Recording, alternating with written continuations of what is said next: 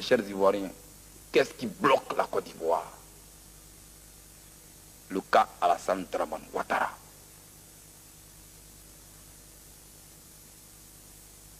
Voici les deux bouts de phrases qui ont divisé la Côte d'Ivoire. Et c'est que les gens semblent ignorer. On ne veut pas que je sois candidat parce que je suis du Nord. On ne veut pas que je sois candidat parce que je suis musulman. Ah, je ne savais pas. Or donc Alassane Dramane Ouattara était candidat de l'islam. Était-il candidat d'une région? Je l'ignorais.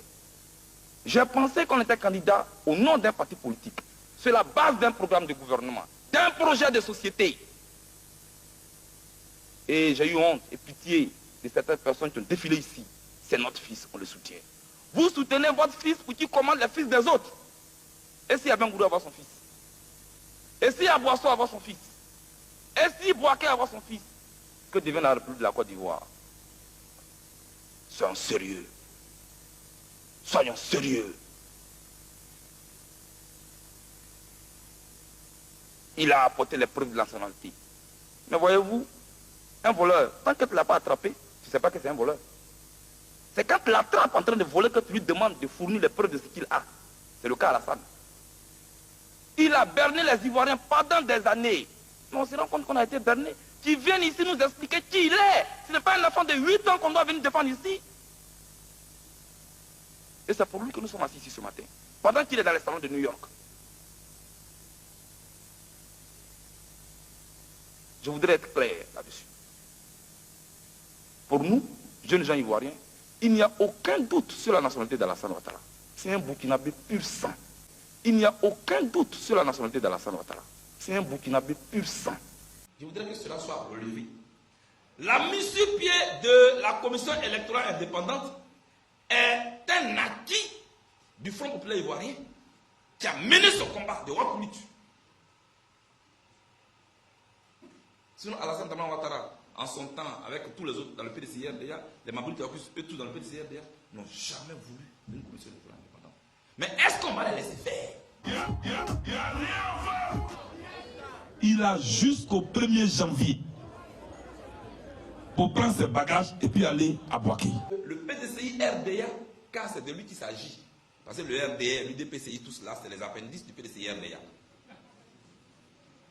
Le PDCI-RDA n'a jamais voulu d'une commission électorale indépendante dans ce pays. Jamais. Et il est dans sa logique. Le PDCI a toujours voulu contrôler la commission électorale. Toujours. En 90, lorsque le secrétaire général du Front populaire ivoirien, le colonel Laurent Gbagbo, aujourd'hui président de la République, a demandé la mise sur pied d'une commission électorale indépendante, le PDCI-RDA a refusé. Souffre-moi. En 1995, après le Sofo-Boigny, quand Bédié voulait organiser les élections pour légitimer son pouvoir, le président Gbagbo a demandé la mise sur pied d'une commission électorale indépendante. Le PDCI-RDA a refusé. C'est après le coup d'État de 1999 qu'on parle maintenant de commission électorale indépendante. Donc le PDCI aujourd'hui, sous sa forme actuelle, demande à contrôler l'organe qui organise les élections. Ce n'est pas un fait nouveau. Il n'y a aucun doute sur la nationalité d'Alassane Ouattara. C'est un Burkinabé pur sang. En première ligne, c'est un pilier du régime de Laurent Gbagbo. Au début de la crise post-électorale ivoirienne de décembre 2010 à avril 2011, Charles Blé Goudé devient son ministre de la Jeunesse. Sa grande qualité, c'est son talent d'orateur, sa capacité à mobiliser les jeunes pro-Gbagbo qui répondent massivement à l'appel de celui qu'on surnomme le général de la rue.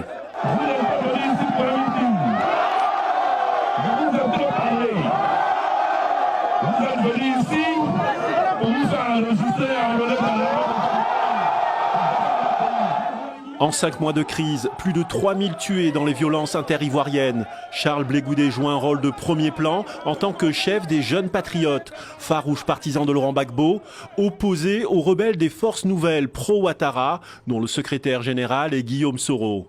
Connu pour sa virulence contre l'ex-puissance coloniale, notamment en 2003 lors de manifestations anti-françaises, Blé Goudé nargue la France, mais aussi la communauté internationale, qui soutiennent l'élection d'Alassane Ouattara. Il n'y a aucun doute sur la nationalité d'Alassane Ouattara. C'est un Burkinabé pur sang. Chers amis de la communauté internationale, je vous l'ai dit et je vous le répète ici. Pour vous, Alassane est quelqu'un, mais en Côte d'Ivoire ici, il n'est. En Côte d'Ivoire ici, il n'est. Ici, là, il n'est rien. En Côte d'Ivoire ici, il n'est. Ici, là, il n'est rien. Oh. Nous allons vous lancer un appel pressant. Préparez-vous, parce que les heures qui arrivent, vous allez répondre à un appel historique, mais un dernier appel historique pour libérer la Côte d'Ivoire. Pour moi, c'est un énorme gâchis. Direction Yopougon, autre quartier pro-Gbagbo. Aux quatre coins d'Abidjan, un mot d'ordre. Recruter. Nous allons lancer un recrutement, un grand recrutement de 1500 jeunes ici. Et d'ailleurs, les combattants sont en train de se faire enrôler. Nous n'avons pas peur de faire la guerre. Nous pensons que la guerre s'impose à nous. Puisque cette guerre s'impose à nous, nous allons la faire avec allégresse. Nous allons la faire avec joie. Ceux qui devraient mourir, mourront. Et nous qui resterons, nous resterons. Qu'est-ce qu'il y a? Je dis jusqu'au 1er janvier, je donne à Guillaume Soro jusqu'au 1er janvier. Quand mon peuple a fini de fêter, il va prendre ses bagages. Il va quitter la Côte d'Ivoire. On est fatigué. On est fatigué des bleus goûtés qui n'ont jamais travaillé, qui ont l'argent. Et je lui ai donné un conseil que je pensais sage. Je lui ai dit, monsieur Blé, vous savez, j'aurais été à votre place. Au lieu de mener une vie de fugitif, je serais venu dans mon pays pour affronter la justice de mon pays. Je suis prêt à faire face à la justice de mon pays. Dans ce mouvement-là, tout le monde doit se mettre c'est-à-dire en un seul rang, en rang de bataille contre l'imposteur. On est fatigué. On est fatigué des bleus goûtés qui n'ont jamais travaillé, qui ont l'argent. Un véritable sentiment de gâchis. Nous sommes arrivés à une période importante. La Côte d'Ivoire, là, c'est pas pour Gbagbo. La Côte d'Ivoire, c'est pas Gbagbo qui l'a créée. Il faut Boigny a fait ce qu'il pouvait. Un véritable sentiment de gâchis. Le braquage des banques ne suffit pas. Et il faut qu'il quitte. La Côte d'Ivoire n'est pas à lui. Alassane a gagné. Nous sortons fraîchement d'une réunion. Et croyez-moi, dans les heures qui suivent, nous allons vous lancer un appel pressant. Préparez-vous, parce que les heures qui arrivent, vous allez répondre à un appel historique, mais un dernier appel historique pour libérer la Côte d'Ivoire. Le général de la rue, c'était le surnom de Charles Blé Goudé, amateur de discours enflammés. Charles Blé Goudé, c'est le créateur du mouvement des jeunes patriotes en 2001. Un appui, un soutien pour son mentor, Laurent Gbagbo, et un parti farouchement opposé à la présence française. En 2010, il mobilise les jeunes contre Alassane Ouattara, le rival de Laurent Gbagbo, déclaré perdant à la présidentielle. Pour les deux hommes, c'est la chute. Mais le 7 novembre dernier, la justice ivoirienne décide de le juger pour des crimes dont il est accusé dans les années 2000. À cette époque, Charles Blé Goudé fustige Alassane Ouattara dans les médias.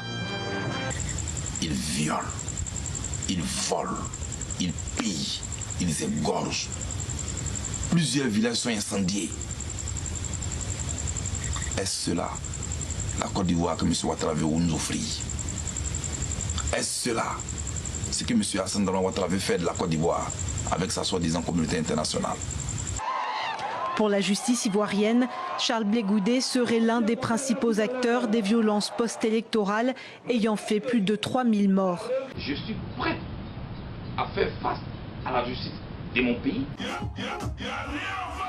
Je suis prêt à faire face à la justice de mon pays. Un véritable sentiment de gâchis. Peuple de Côte d'Ivoire, que cela soit clair. Sinon, l'armée de Côte d'Ivoire a les moyens pour venir à bout de ces rebelles qui depuis quelques jours sont à l'entrée d'Abidjan et n'arrivent même pas à avancer dans ce résultat. Camarades, haut le cœur, haut le cœur, haut le cœur, restez à l'écoute. Surtout, restez à l'écoute. Préparez-vous, préparez-vous, préparez-vous et préparez-vous. Que l'armée continue de ratisser d'un moment à l'autre, je m'adresserai à vous. Félicitations à vous camarades, félicitations à tous les leaders, le combat continue. Pour moi, c'est un énorme gâchis. Regardez, voilà un livre. Voilà un livre que je montre aujourd'hui à tous les Ivoiriens. Directory of Fellows. C'est-à-dire que là où M. Ouattara a eu son master, il a été enregistré dans cette université à la page 3. Et il est bien en 6e position parce que c'est bien écrit Burkina Faso.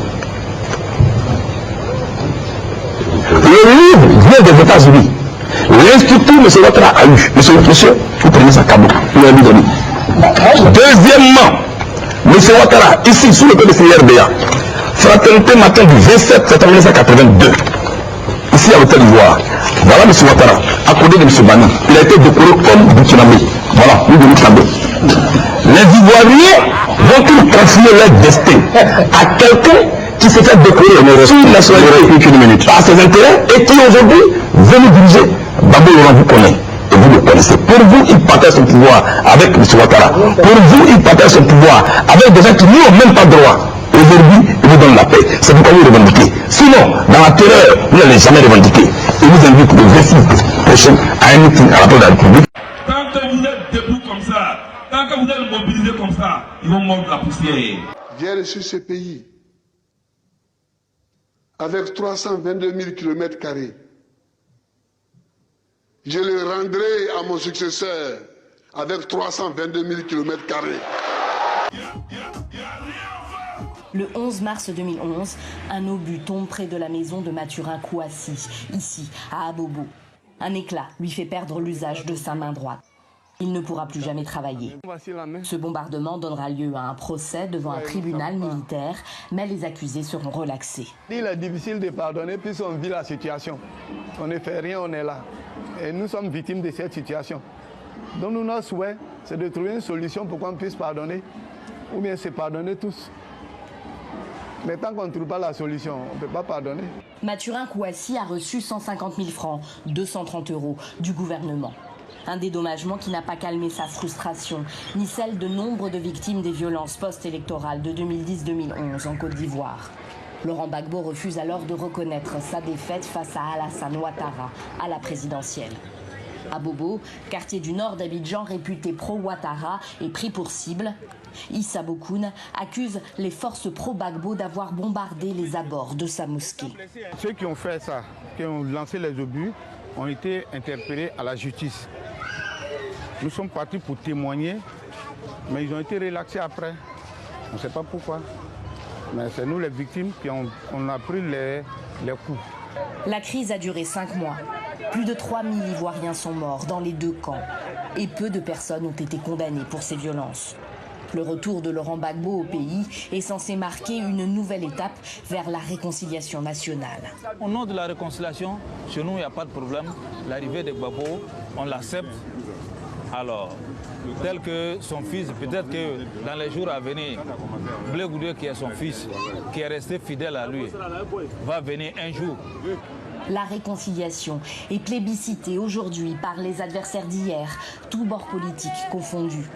Mais au-delà même du quartier d'Abobo, beaucoup s'interrogent sur la possibilité de maintenir la paix et la stabilité à long terme dans le pays, alors que la vérité sur les crimes commis il y a 10 ans n'est toujours pas faite. Il n'y a aucun doute sur la nationalité d'Alassane Ouattara. C'est un Burkinabé pur sang. Il n'y a aucun doute sur la nationalité d'Alassane Ouattara. C'est un Burkinabé pur sang. Il n'y a aucun doute sur la nationalité d'Alassane Ouattara. C'est un Burkinabé pur sang. C'est un Burkinabé pur sang. Pur sang.